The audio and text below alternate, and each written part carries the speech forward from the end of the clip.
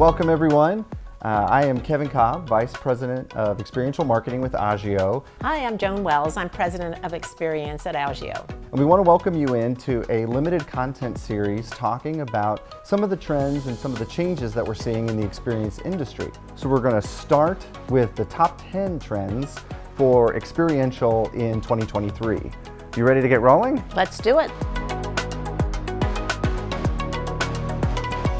All right, number 10. The intersection of digital and in person. So if I'm participating virtually, I expect to have the same voice and the same contributions and recognition as someone who's sitting in the room. If I'm in the room, I expect to have a voice that is consistently heard via my interactive technology that I have with me at any minute. This idea of blending the digital interaction points with what's happening in the room. Exactly, which brings us to number 9, which is the expectation for participation. Everyone attending the event is not just a passive consumer of content, but they are a contributor in very real time. I think a good way to talk about number 8 is we also brought this expectation that everyone could participate.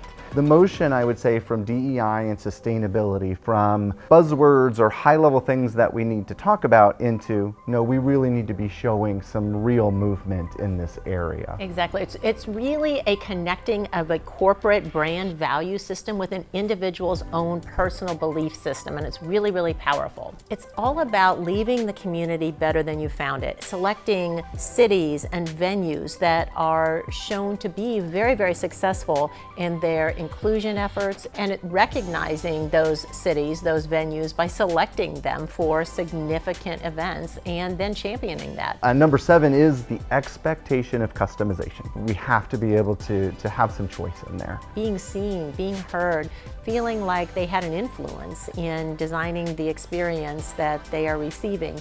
And I would say technology plays a major role in that. And I know number 6 is one of your favorites. How do we allow intentional pauses in the experiential journey where participants and attendees can take time to recharge? One of the resources that is becoming the least available is attention, and creating space. Creating that pause is so important to be able to recapture that.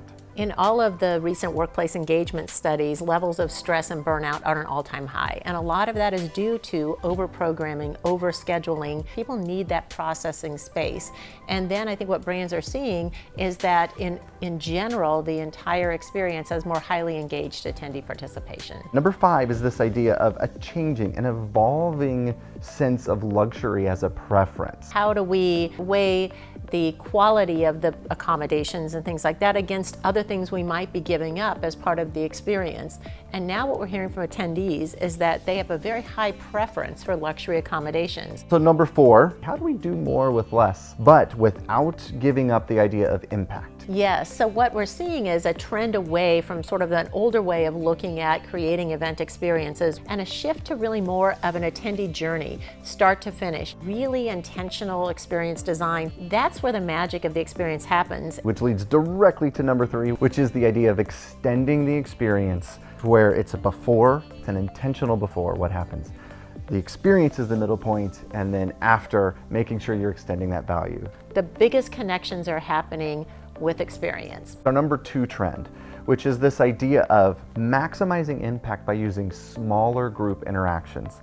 People want to have conversations, they want to connect with other like-minded people. Yes, it takes an experience from being transactional and makes it transformational. And what that actually does, it amplifies the whole experience and then again makes it transformational versus a passive experience. And then number 1, this idea of data and the new role of data in experience. Clients don't want to have events that have a short shelf life that they shut off.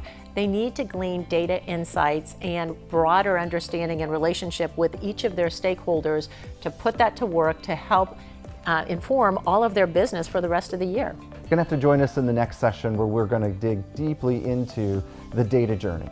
How do you think about it? How do you approach it? And why is it important for your experiences?